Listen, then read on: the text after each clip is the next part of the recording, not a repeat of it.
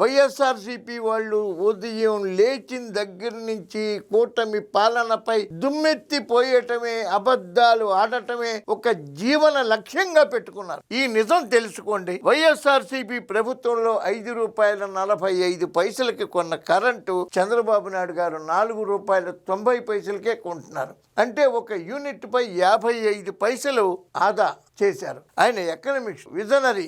ఒక్క సంవత్సరంలోనే 4,398 కోట్లు ఒకే ఎలక్ట్రికల్ రంగంలో ఆదా పడింది. ఆ డబ్బుని రోడ్లకు, పరిశ్రమలకు, అమరావతికో ఎక్కడైనా డైవర్ట్ చేసి చేసుకుంటారు కదా. ఇదే మీ వైఎస్ఆర్సీపీ ప్రభుత్వంలో ఆదా చేతకాక అప్పులు తెచ్చి, బట్టలను నొక్కి, ఆస్తులు తాకట్టు పెట్టి, ఆయనేమో కన్స్ట్రక్షన్, మీరేమో డిస్ట్రక్షన్. ఆయన అన్న క్యాంటీన్ పెడతారు, మీరు ఎత్తేస్తారు. ఆయన ప్రజావేదిక కడతారు, మీరు కూల్చేస్తారు. ఎందుకండి?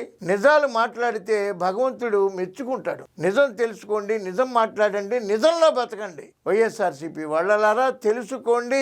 భావి తరాలకు మీరు కూడా ఒక సంస్కారవంతమైనటువంటి భావాన్ని ఇవ్వవలసిందిగా ప్రార్థిస్తున్నాను.